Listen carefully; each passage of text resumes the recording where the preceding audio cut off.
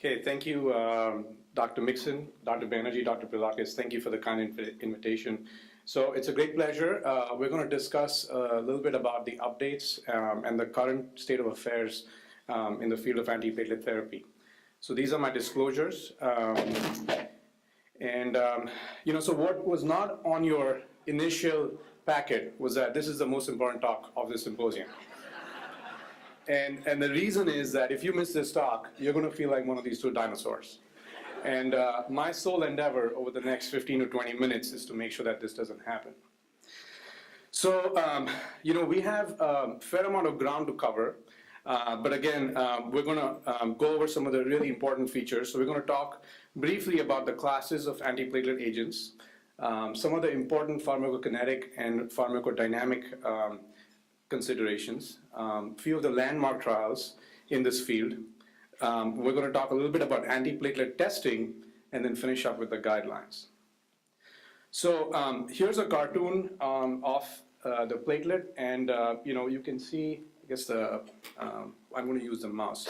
So the platelets obviously are key as part of the coagulation cascade, and the three most important agonists that are concerned with platelet adhesion and aggregation are thromboxane A2, ADP, and thrombin. And the majority of agents that we have target one of these receptors. So good old aspirin targets thromboxane A2 by inhibiting arachidonic acid. Then we have the ADP antagonists, namely clopidogrel, prasugrel, and ticagrelor. And then we have the thrombin antagonists, such as vorapaxar. Now, everyone is very familiar with clopidogrel, prasugrel, and ticagrelor. Just a minute to talk about them. As you know, clopidogrel and prasugrel are both prodrugs. They are irreversible inhibitors of the P2Y12 receptor, whereas ticagrelor is a different agent biochemically. It is a reversible inhibitor of the P2Y12 receptor, and it's not a prodrug. It's active as soon as it's absorbed. So jumping into some of the important data, this was the principal TIMI-44 trial. In this trial, this was a pharmacokinetic dynamic trial. Patients were randomized to receive either a loading dose of prasugrel 60 milligrams, followed by 10 milligrams as maintenance therapy for 28 days, or clopidogrel 600 milligrams, and they actually got higher than usual doses, which was 150 milligrams. And what this really illustrates is two things. For clopidogrel, it typically takes about 4 to 6 hours to reach antiplatelet efficacy. And I should mention at the outset, for some of these graphs, the x-axis is the time in hours, and the y-axis is a measure called the IPA, or the inhibition of platelet aggregation. And just to think about it simplistically, the higher the value, the more potent the agent. And so again, you can see clopidogrel about 4 to 6 hours to achieve peak effect, and then it kind of plateaus off. And then for prasugrel, it's typically about 30 to 60 minutes to achieve peak efficacy. And as you can also tell from this graph, the potency of prasugrel is significantly higher than for clopidogrel. And then on the right-hand side is with maintenance therapy. And again, the IPA was significantly lower with prasugrel as compared with clopidogrel at all time points studied.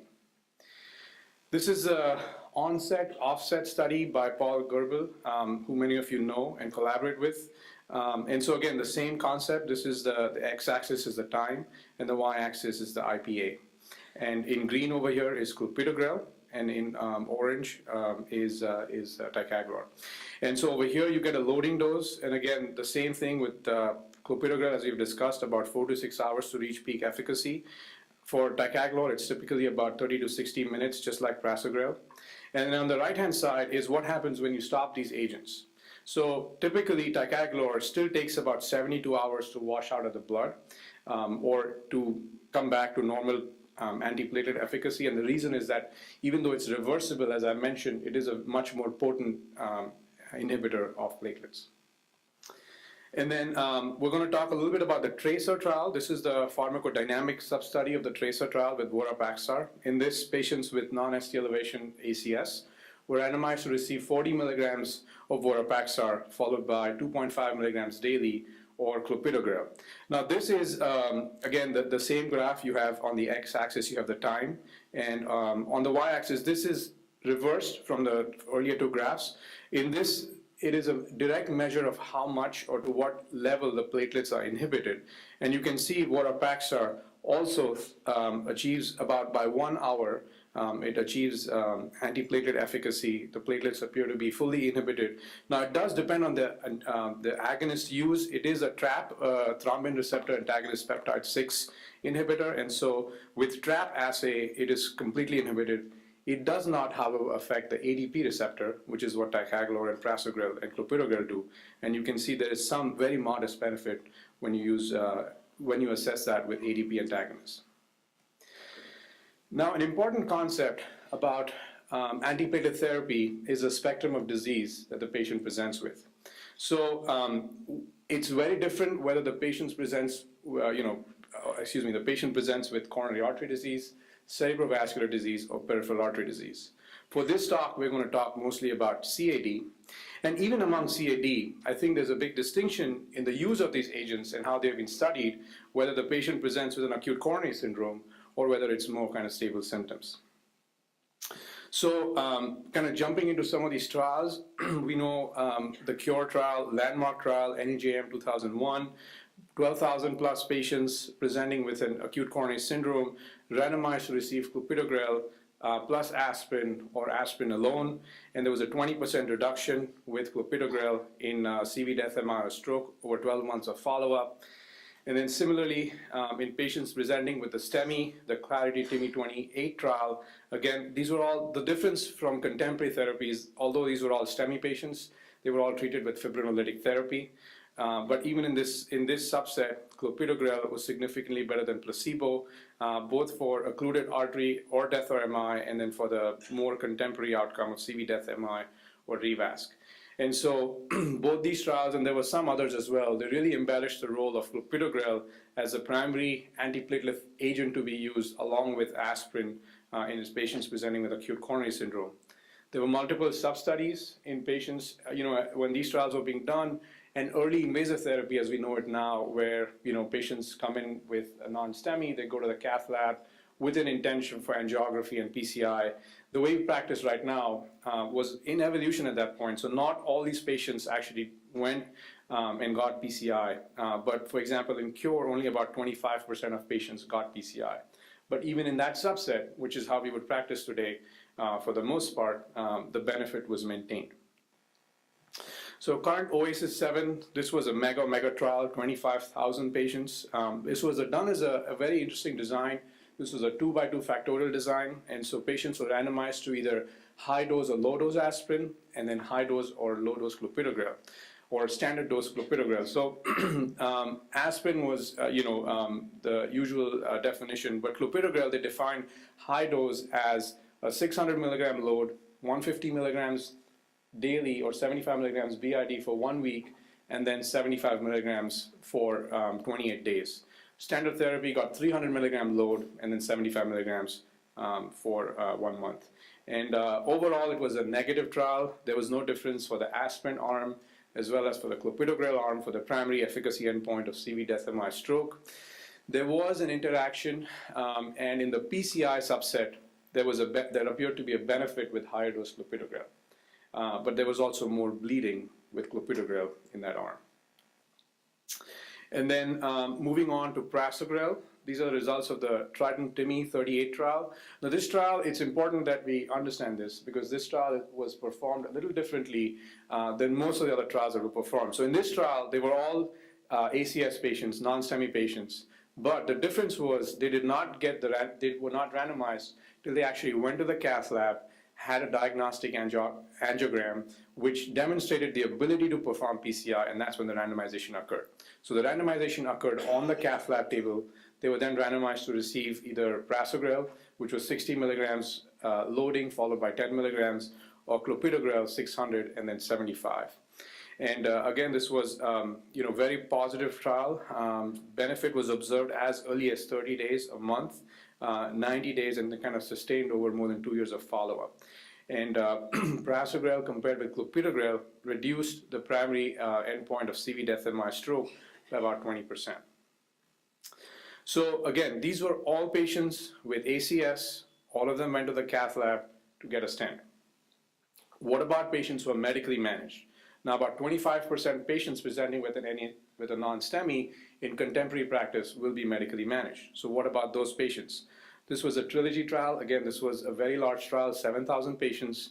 These were patients where, even though they came in with a non-STEMI, for a variety of reasons, the initial decision was not to pursue angiography. The initial decision, about a quarter, eventually had angiography, but the initial decision was not to perform angiography.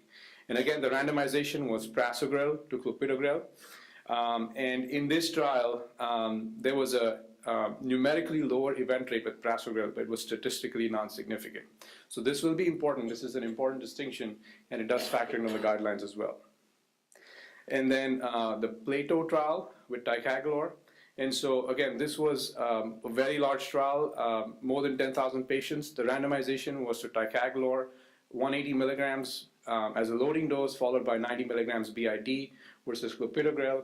And these were all all ACS patients. And in this trial, ticagrelor significantly reduced the primary endpoint of CV death and MI stroke compared with clopidogrel.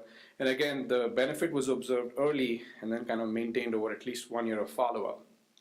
Now, as against Trident, which I mentioned, and I will mention this again because this distinction is important, in Plato, the randomization occurred before the angiography and the PCI. And so, they were able to study different subsets. They were able to study the 66% who actually did have PCI and the 1/3 or the 33% who did not have PCI, and the benefit appeared to be the same. The event rates were higher in the medically managed arm, but the magnitude of benefit was the same.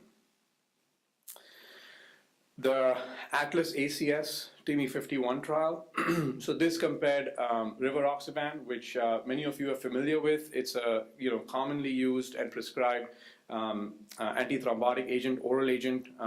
So in this trial, they had actually 3 arms. So they had a very low dose of rivaroxaban, which is 2.5 milligrams BID.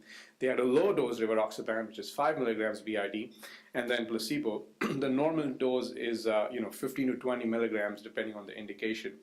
And so in this trial, again, they showed a significant benefit when you looked at the 2 arms separately as well as combined, comparing rivaroxaban to placebo. And then finally, Tracer with Vorapaxar. And Vorapaxar is FDA approved as well. And so we should know about this trial. And so in Tracer, these were 12,500 patients with a non-STEMI. And they were randomized to Vorapaxar or placebo. And again, 90% of these patients starting out were already on dual antiplatelet therapy. So these 2 trials are stack-on or add-on therapy. So you're already on aspirin and clopidogrel, and then you're adding on a 3rd agent, and you're assessing what the benefit is. And this trial was stopped early because of excessive bleeding. And, but however, for the primary endpoint, Vorapaxar was numerically better than placebo. And for the CV death or MI endpoint, it was actually statistically superior. So, no discussion about the efficacy can be complete without a discussion of bleeding, because they are really 2 sides of the same coin as far as these agents are concerned. And so, I've just listed the major bleeding, but just keep in mind that anytime you either increase the frequency of dosing, you increase the potency of the agent, or you increase the number of agents, so you go from 1 to 2 to 3, you're going to increase bleeding. And this is, it's very intuitive, it's not rocket science. But I've just put over here some of the bleeding rates, the major bleeding rates in these landmark trials that we discussed. Cure was 2 agents versus 1, aspirin significantly higher, and these were all statistically significant. Oasis 7, significantly higher bleeding with twice daily clopidogrel versus once daily clopidogrel. Mind you, it was only for 1 week, but it was still higher. Trident TIMI 38, again, prasugrel significantly higher. Plato, higher, especially non-cabbage bleeding. Cabbage bleeding was similar, but non-cabbage bleeding was higher with ticagrelor. Tracer, I mentioned, was stopped early because of bleeding, and Atlas ACS was also significantly more than a 4-fold increase in bleeding risk. Now, one thing I want to touch upon is the concept of clopidogrel resistance. And clopidogrel has an iterative metabolism in the body. So once it's absorbed, it goes to the liver, and then there are 2 sets of enzymes, the cytochrome P450 system that has to metabolize clopidogrel to its active metabolite. And so this, then observation was made is that the response to this is not uniform. And there are certainly people, and it follows kind of a bell-shaped curve, and there are people on either side of it. But it appears that about anywhere from 20 to 30% are non-responders or poor responders to clopidogrel. And one of the observational studies, landmark observational studies, I must say, showed that, and this is how the whole field kind of evolved, is that if you had high residual platelet reactivity, which in simple terms just means that if your platelets did not respond as expected with clopidogrel, and you had a high reactivity, you did worse than if they responded as you expected, or if you had low residual platelet reactivity. And then also one of the important factors in this is genetic causes. So if you had a mutation specifically in the CYP2C19 allele, then it appeared that, this is a sub-analysis of the Atlas trial, you can see that with clopidogrel there appeared to be a higher event rate in patients who are carriers of the reduced function allele for the CYP2C19. Unfortunately, the converse is not true, so at least hasn't been proven yet. So even if you see this, if you try to reverse that, it doesn't appear to change the outcome. So in Gravitas, they randomized patients to high dose versus low dose or standard dose clopidogrel, but did not observe a benefit based on platelet function testing. So what do the guidelines say? So these are the non-STEMI guidelines for ACS, and you can say that the P2Y12 receptors, the only ones that the US guidelines recommend are clopidogrel and ticagrelor for non-STEMI. This is because, as I mentioned, with prasugrel, the benefit was only observed if you actually got PCI. And so if you do get PCI with an ACS, you can use any of the three agents. But if you're just going to treat non-STEMI patients, not knowing how they're going to be treated, then the recommendation is for clopidogrel and ticagrelor. For stable patients, we haven't talked a lot about it, but the stable patients, clopidogrel really is the only agent that is approved. And this is true also for the European guidelines as well. And so what's in the pipeline? There's lots of agents, lots of novel indications of existing agents, as well as a lot of newer targets that are being investigated. I think one of the important ones, this is hot off the press 3 days ago. Pegasus met its primary endpoint, was stopped early. This was post-MI patients not getting an intervention necessarily, randomized to ticagrelor or placebo, and they showed a benefit. So stay tuned, lots to come, very exciting field. Hopefully this was helpful. Thank you.